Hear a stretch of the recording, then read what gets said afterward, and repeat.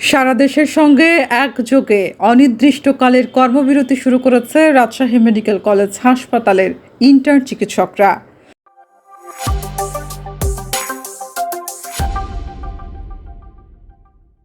৬ দফা দাবি আদায়ে রামেক ইন্টার্ন চিকিৎসক পরিষদের ব্যানারে রোববার থেকে এই কর্মবিরতি শুরু হয়। বেলা 11:15টায় রাজশাহী মেডিকেলের প্রধান ফটকের সামনে মানববন্ধন করেন ইন্টার্ন চিকিৎসকরা। তাদের দাবি, চিকিৎসকদের বিসিএস যে প্রবেশের বয়সসীমা সেটা 32 থেকে 34 উন্নীতকরণ। এছাড়া ইন্টার্ন চিকিৎসকদের ভাতা 30,000 টাকা এবং ট্রেনি চিকিৎসকদের ভাতা নতুন যে পে স্কেল সেটার সাথে সামঞ্জস্য রেখে নবম গ্রেডের সমমান করা।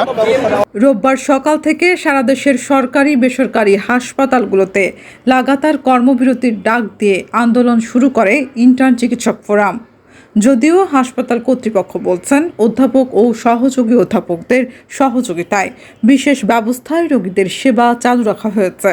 রোগীরা জানান, ডাক্তার দেখালাম আর রিপোর্ট করতে দিয়েছে, রিপোর্ট করতে যাবো এখন। এমনিতে কি আপনাদের চিকিৎসা পেতে দেরি হচ্ছে বা এরকম কোনো?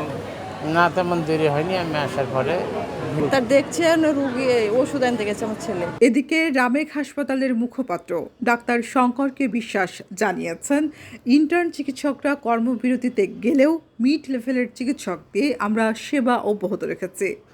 ইন্টার্নরা কাজে যোগ না দিলে সমস্যা তো হবে। পরিচালক তাদের সঙ্গে কথা বলেছেন। দেখুন, ইন্টার্ন চিকিৎসকরা হলো একটি হাসপাতালের জন্য প্রাণভোমরা এবং 272 জন ইন্টার্ন চিকিৎসক সংখ্যাটা নেহায়েত ছোট নয়। তো এত বিপুল সংখ্যক ইন্টার্ন চিকিৎসক যখন একযোগে কর্মবিরতিতে যাবে, স্বভাবতই একটি আকস্মিক এবং বাড়তি চাপ আমাদের মিড লেভেল এবং সিনিয়র চিকিৎসকদের উপর এসে পড়ে। তারপরেও পরিচালক মহোদয় বিষয়টি অবগত আছেন এবং পরিচালক মহোদয়ের নির্দেশনায় মিড লেভেল এবং সিনিয়র চিকিৎসকরা রোগীদের সার্বিক সেবা কার্যক্রম নিশ্চিত করছেন। ইন্টার্ন চিকিৎসকদের এই দাবিগুলো মানা না হলে আন্দোলন লাগাতার চলতে থাকবে বলে জানিয়েছেন তারা। তামান্না ইমাম, রাজশাহী প্রেস, রাজশাহী।